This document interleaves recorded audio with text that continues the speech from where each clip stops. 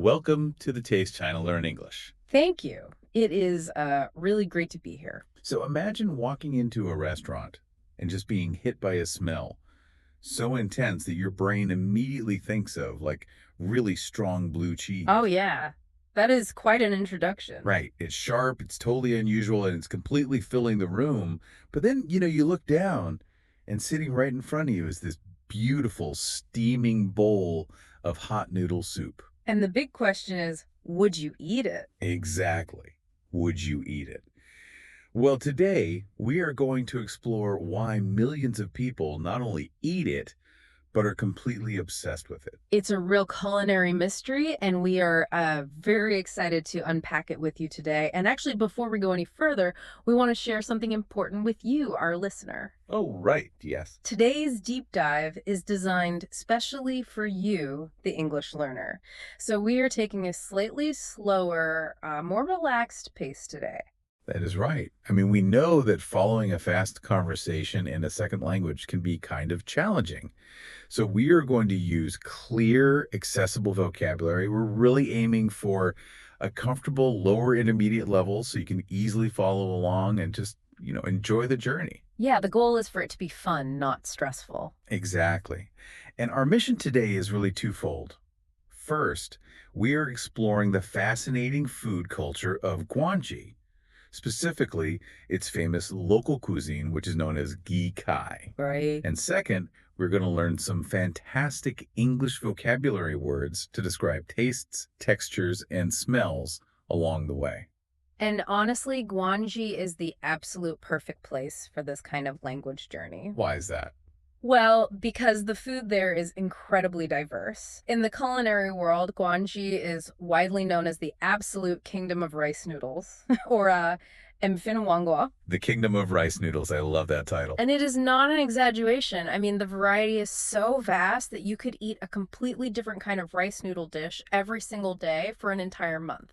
Yeah, and you still would not run out of new bowls to try. A different bowl every Yeah. day for a month. That is incredible.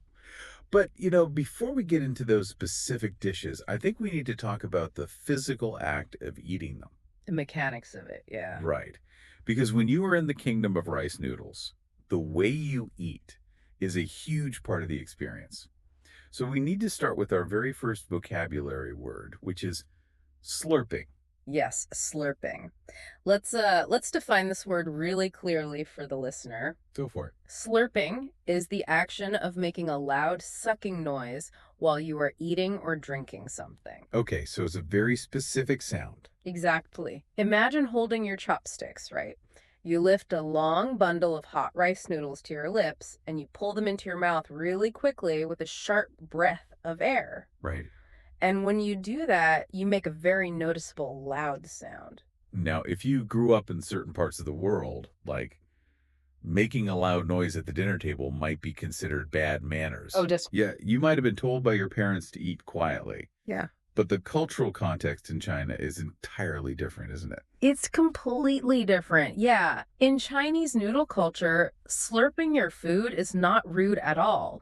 It actually communicates a really positive message. Okay. When you slurp, it basically means you are truly enjoying your meal. The louder you slurp, the more it shows that the food is deeply satisfying to you. It's a direct signal to the chef that they have done a fantastic job. I really love that perspective. It reminds me of going to a live theater performance. Oh, how so? Well, is slurping your noodles essentially the diner's way of giving the chef a standing ovation?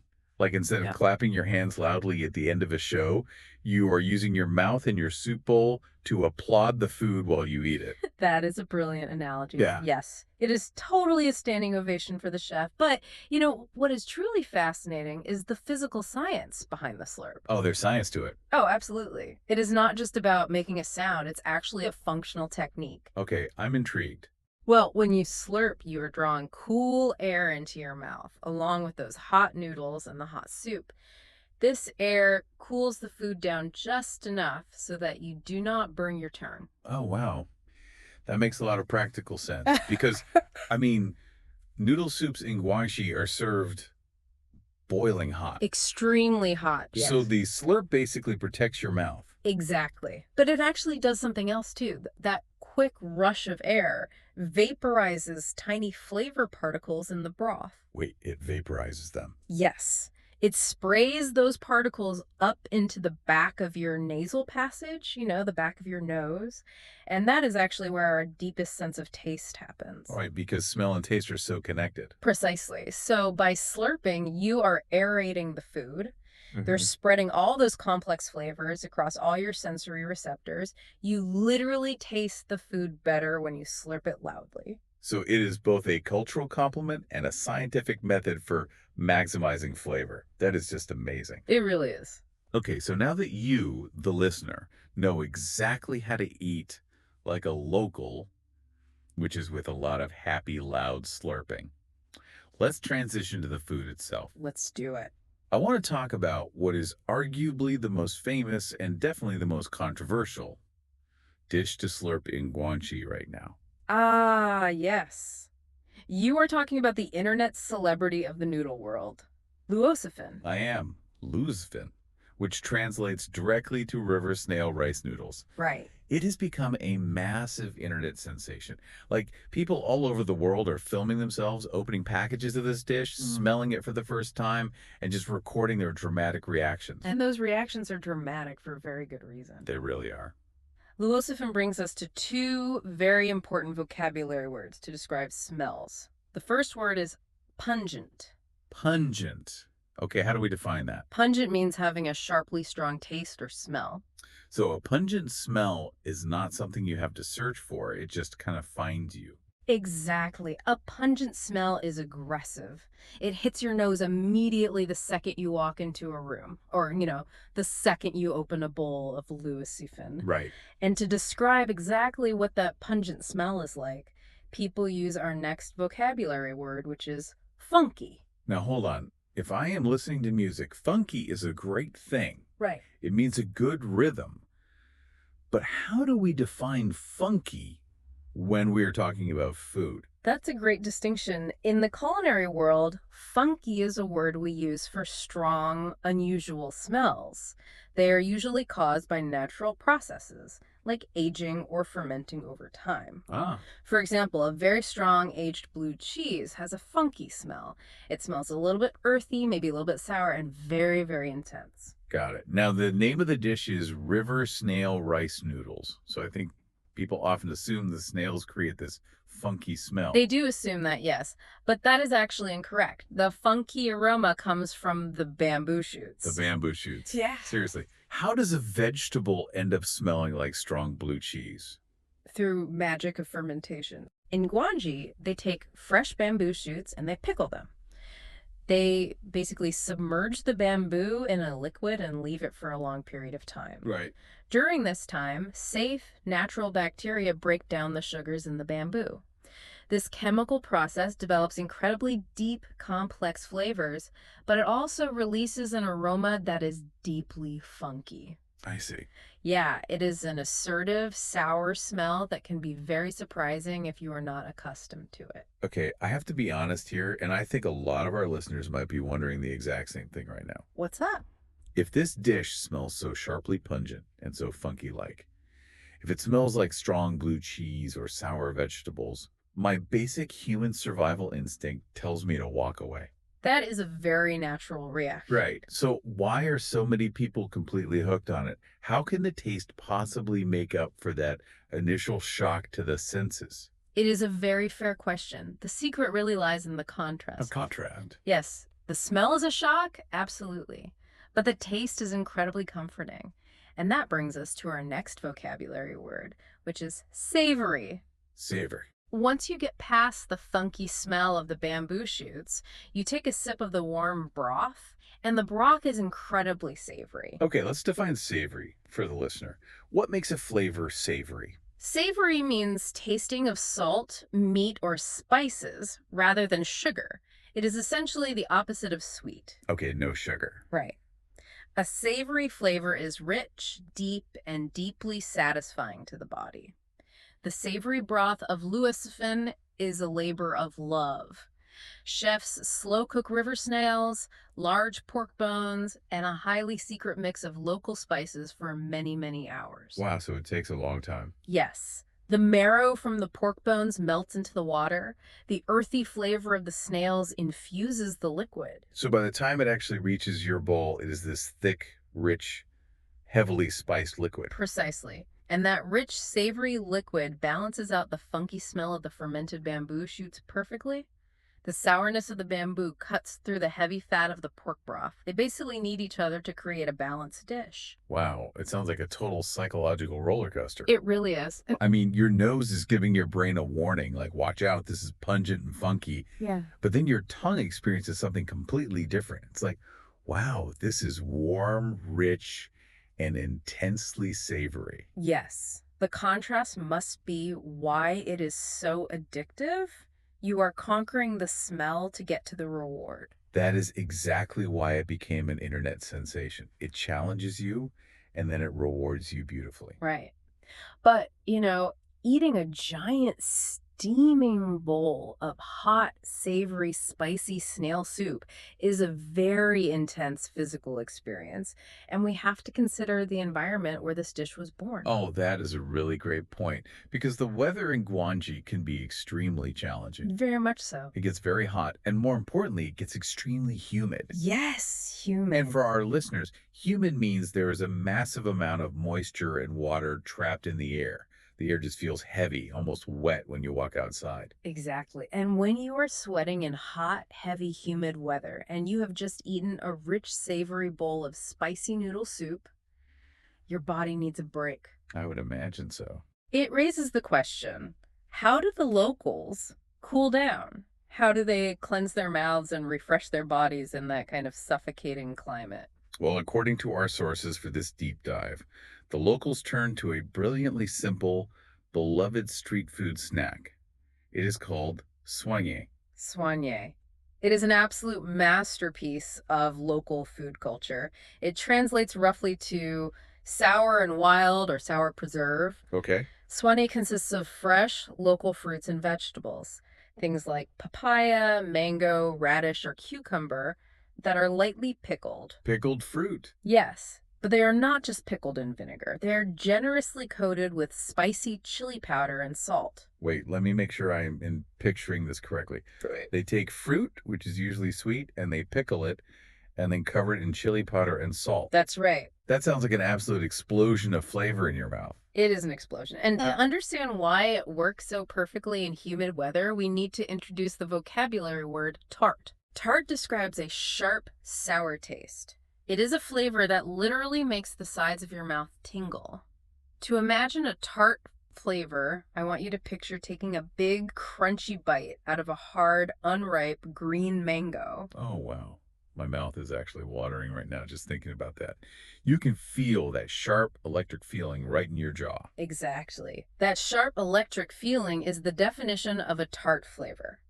Now take that tart, sour green mango and imagine it dusted with fiery red chili powder and a pinch of salt. Oh, man. This bright, aggressive mix of tart and spicy makes the snack incredibly appetizing. Appetizing. That is a great word for our listeners. I assume it is connected to the word appetite, right? Your desire to eat. Yes, it is. Appetizing describes food that looks, smells, or tastes so good that it makes you feel hungry. It makes you excited to eat. Okay, I see.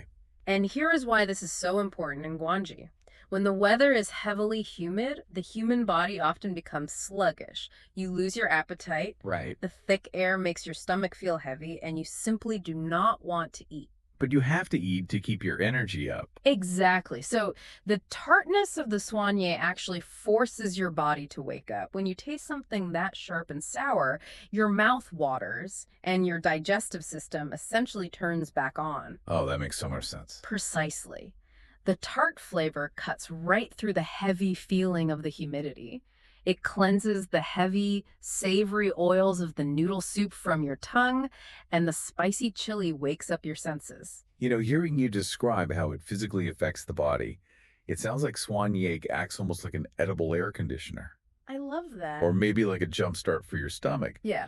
When the heavy, wet heat just completely drains your appetite, this tart spicy crunch hits your system and brings you back to life. An edible air conditioner. That is a fantastic way to describe it. Yeah. It's a very functional food.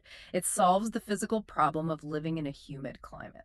Okay, so far on this culinary journey, we have explored the intense, savory flavors of slow-cooked snail soup. We've discussed the funky, pungent aromas of fermented bamboo. We have And we have explored the tart, appetizing crunch of spicy pickled fruit. But I want to bring it all back to the very foundation of the region's food. the foundation. Yeah, we have to talk about the mechanics of the noodles themselves Yeah. and the secret sauces that tie all these complex flavors together. We absolutely do, because if you travel to a city like Guilin in Guangxi, the foundation of their famous local noodles relies on something called the brine. In Chinese, this is known as luzi. The brine. Okay, what exactly is a brine in this specific context? In cooking, a brine is water that is strongly saturated with salt and spices. Saturated. Yes, saturated is actually a chemical term, Right. but simply put, it means the water is holding as much salt and flavor as it physically can. If you added any more salt, it wouldn't even dissolve. Oh, wow. It's that packed. Right. The Guilin brine is a very dark, thick, deeply fragrant liquid. It is packed with ingredients like star anise, cinnamon, soy sauce, and rich animal fats. So it is basically a highly concentrated flavor bomb. Yes. And what is so deeply embedded in the culture here is that every single noodle shop in Guilin has its own highly guarded secret family recipe for their brine. Secret recipes, I love that. Oh, yeah. Some families have kept their specific mixture of spices a secret for generations. They boil these brines for hours, sometimes adding to the same master pot day after day, year after year, to build an incredibly complex flavor profile. So realistically, no two bowls of Gila noodles will ever taste exactly the same because the brine is the unique signature of that specific chef. Exactly. The brine is the soul of the dish. Right. But, you know, a beautiful brine is useless without the perfect vehicle to carry it to your mouth. And that brings us to the final element we must discuss today, the texture of the rice noodles themselves. Okay. We need to introduce the vocabulary word silky. Silky. When I hear that word, I immediately think of the fabric, silk clothing. And that is exactly the comparison you should make. Silky means something is extremely smooth, soft, and glossy to the touch. When a guanxi rice noodle is made perfectly, using high-quality rice and pure water, it develops a silky texture. It is not rough on the surface, it is not sticky or gummy, it is perfectly smooth. Why is that smoothness so important, though? Like, why wouldn't you want a noodle that is just a little bit sticky? Because of the brine. Oh, If the noodle was sticky, the thick, saturated brine would clump up. It would be heavy and uneven. But because the noodle is silky, the dark, rich brine coats the outside of the noodle in a perfect, even, glossy layer. I see. And because it is so smooth, it allows the noodles to effortlessly slide right down your throat. Wait a minute. I am putting the pieces together here. Yeah. Does this silky texture connect all the way back to the very beginning of our conversation?